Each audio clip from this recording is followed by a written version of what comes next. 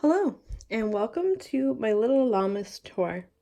I just got done decorating the altar and getting it all set up, so I thought that I would share with you what I've decided to do this year to represent Lammas in my home, or the Sabbath of Lughnasadh.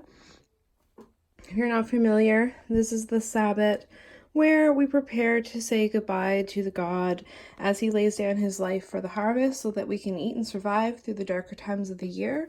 And the goddess is pregnant, of course, with rebirth and the son that will be reborn at Yule. So this is kind of a in-between Sabbath in my mind where you're celebrating birth and you're also celebrating death, and that it's kind of represented in nature that way, with our early flowers beginning to die, and then like in Canada we have our berries. Like this is our first harvest, would be, berries are starting to ripen and our cornfields are getting higher, so we're preparing for the harvest. I thought that I would represent that a little bit in the altar, and I thought we could just go through a couple of items. Some will be repeats because some items pretty much stay on my altar all year, but there are some new things and some old things with new repurpose, I guess you could say. So this is my little goddess corner. I have the purple flowers because right now purple flowers are abundant, like all on the side of the road. The clover is blooming. There's the creeping Charlie vines. I mean, there's purple flowers everywhere. So I really wanted to bring a little bit of nature in, and I've actually dried these so they will stay like that for a long time. I love this image of the goddess and her full body. I think it's very perfect for this time of year.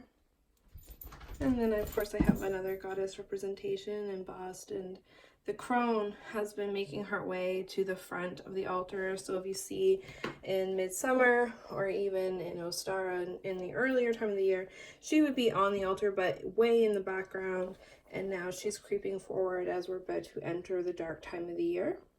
This is Mary Barleycorn. I love her. I just finished making her. I'm also very allergic to her, I've realized, but she's going to be used for my Lammas ritual this year. And she represents the goddess of the corn and the goddess who is saying goodbye to her lover. I picked up these sand dollars. They were dried on the beach on my birthday this year, which was probably one of the best birthdays I've had in a really long time.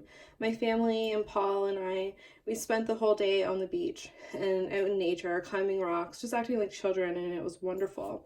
I happened to find these 3 sand dollars, and to me, they represent the 3 phases of the moon and the 3 phases of womanhood: maiden, mother, crone, waxing, full, and waning. This will be the Lammas candle that I will be lighting on Lughnasadh. I go between the 2 different names for the Sabbath. I just tomato to me. My bell, that's usually here. This is how hot it is in Canada. This is not natural. It should not be this hot. My candle that I'm using for a spell that I've been charging for October is starting to get a little limp from the heat.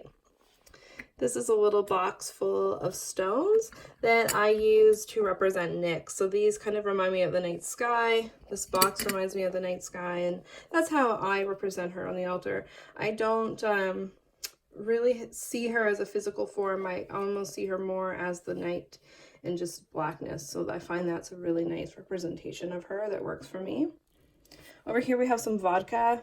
I was watching some voodoo rituals and reading a little bit about that, and I noticed there's a lot of use of liquor, and I thought, what a great idea.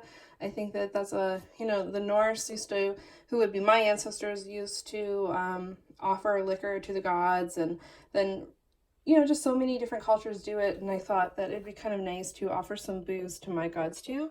So I've put some vodka on the altar. Some brooms and feathers.